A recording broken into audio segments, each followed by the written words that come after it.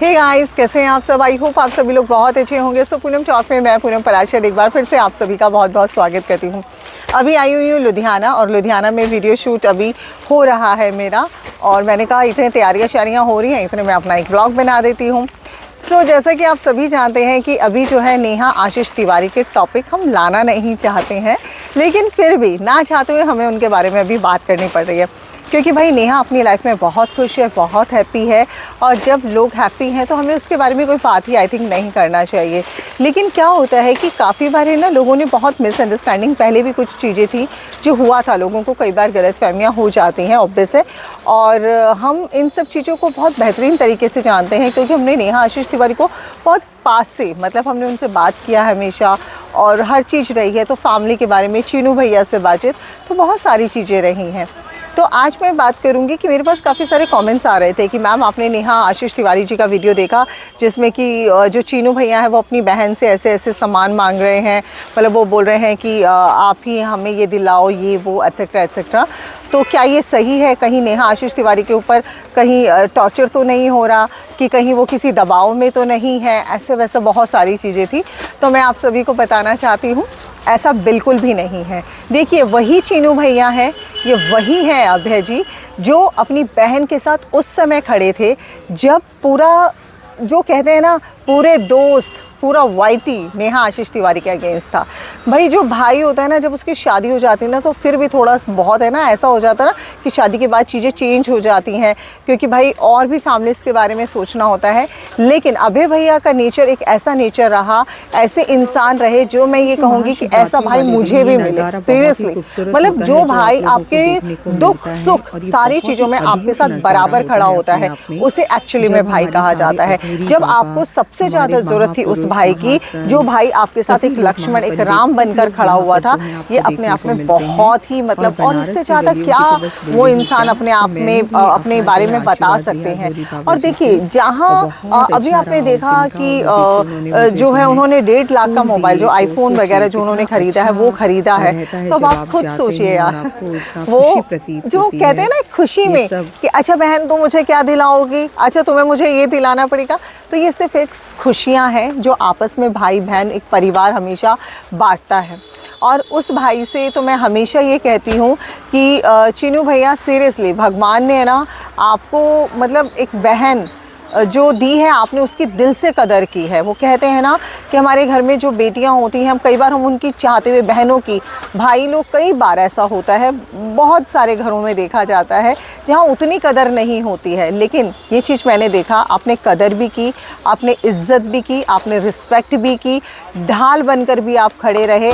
आपने हमेशा ये कहा, हाँ है मेरी बहन, बताइए। मतलब ये अपने आप में एक बहुत प्राउड मोमेंट रहा है। और नेहा ने भी एक परिवार की तरह हमेशा, वो कहते हैं एक पारिवारिक, जो हम चाहते हैं ना एक ब्लॉगर से कि एक ब्लॉगिंग में हमें नज़र आए, तो वो सब भी हमने देखा है।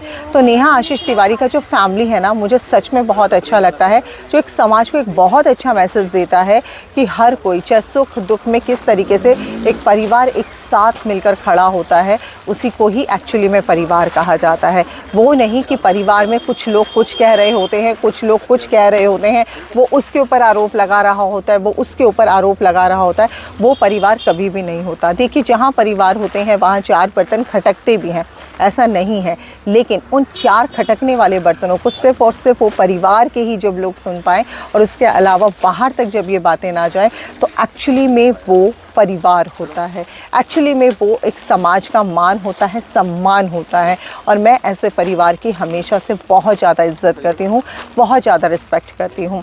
इसीलिए मैं आप सभी को बताना चाहूँगी, ऐसा बिल्कुल भी नहीं है। चीनू भैया, जब हम उनसे शादी के बारे में बात कर रहे थे कि नेहा जी की जब शादी होगी तो हम ऐसा करेंगे, तो चीनू भैया कह रहे थे कि भाई मैं तो नागिन डांस करूँगा। सोचिए, मैं कह रही थी हम लड्डू खिलाएंगे, तो भैया कह रहे थे हम काजू कतली खाएंगे, खिलाएंगे। मतलब ये बहुत अच्छा है। और चीनू भैया का, मेरे जब भी मेरे चीनू भैया से बात हुई है, चीनू भैया ने हमेशा एक बहन जो होते हैं ना, सिर्फ नेहा जी को ही नहीं, अपनी बहन, मतलब हम लोगों को भी एक बहन की तरह हमेशा बहुत प्यार से ट्रीट किया है, हमेशा हमारी बातें बहुत ध्यान से सुनी हैं। अब तो चलिए चीनू भैया भैया से काफ़ी समय से बात नहीं हो पाती, लेकिन जितनी भी बात हुई है उनसे हमेशा एक रिस्पेक्टफुली बात की है। और तभी मैं कह रही हूँ, एक ऐसे भाई का होना एक अपने आप में बहुत प्राउड की बात है, जिस भाई ने अपनी बहन को तब स्वीकार किया जब ये पूरा समाज उसे अस्वीकार कर रहा था, जब ये पूरा समाज उसके ऊपर अलग अलग एलिगेशन लगा रहा था, जब एक समाज पूरे परिवार को बांटने में लगा था, जब ये समाज एक भाभी और नंद के बीच में ही बहुत सारी दूरियां पैदा कर रहा था, मिसअंडरस्टैंडिंग पैदा कर रहा था। लेकिन ये लोग जो थे ये हमेशा डट कर खड़े रहे, कभी भी इन्होंने समाज की किसी भी बातों पर ध्यान नहीं दिया। इसीलिए आज वो समय है कि आज भी ये लोग सोचिए, जो दुख था वो तो चला गया। कहते हैं दुख भी क्षण भर का होता है, सुख भी क्षण भर का होता है, आता है चला जाता है, लेकिन अपनों का पता बताकर चला जाता है कि कौन अपना होता है और कौन पराया होता है। मैं कहती हूँ सुख में चाहे आप किसी से कितना भी बातचीत मत करो, लेकिन जब दुख आए तो आप एक ढाल बनकर खड़े हो जाओ। रिश्ते एक्चुअली में वही होते हैं, रिश्ते सिर्फ कभी भी नाम के नहीं होते हैं।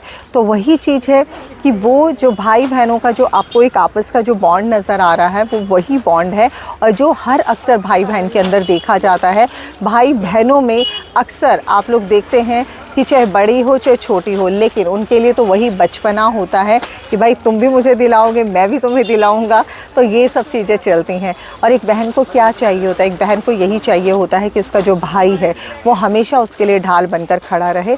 और अभय भैया ने ये भी प्रूफ किया हमेशा। और ये इतनी बड़ी परिस्थिति थी, ये इतनी विपरीत परिस्थिति थी, ये इतना भयानक समय था, इतना मतलब ऊपर सॉरी कबूतर थे एक्चुअली। ये ऐसा समय था जो इस परिस्थिति को हर भाई के बस की नहीं था कि वो इस सिचुएशन को हैंडल कर ले, लेकिन भैया ने बहुत अच्छे से हैंडल किया।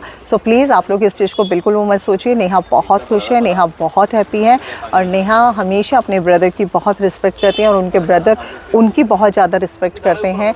और देखा जाता है कि जो एक संस्कारी परिवार में जो चीज़ें गुण देखे जाते हैं वो होते हैं। गलतियाँ, इंसान पुतला है, गलतियाँ हर इंसान से हो जाती हैं, लेकिन उन गलतियों में किसी को इस तरीके से एक परिवार के बीच में हम आकर ये बोले कि भाई ये परिवार ऐसा कर रहा है, नेहा बहुत दबाव में है, नेहा झेल रही है, तो ऐसा बिल्कुल भी नहीं है। क्योंकि नेहा इतनी अपने आप में समर्थ है कि वो कभी भी किसी चीज़ के ऐसा नहीं है वो दबाव में रहेगी, नहीं।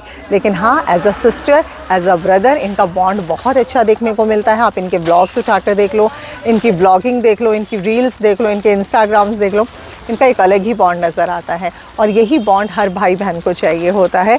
सो आई होप कि ये वीडियो आप लोगों को पसंद आया होगा। मेरे वीडियोस लगातार ऐसे ही आप सभी के सामने आते रहेंगे, कहीं से भी कैसे भी, क्योंकि मुझे बिल्कुल टाइम नहीं मिल पा रहा, अभी सोने का भी प्रॉपर टाइम नहीं मिल पाता, तो सोचिए।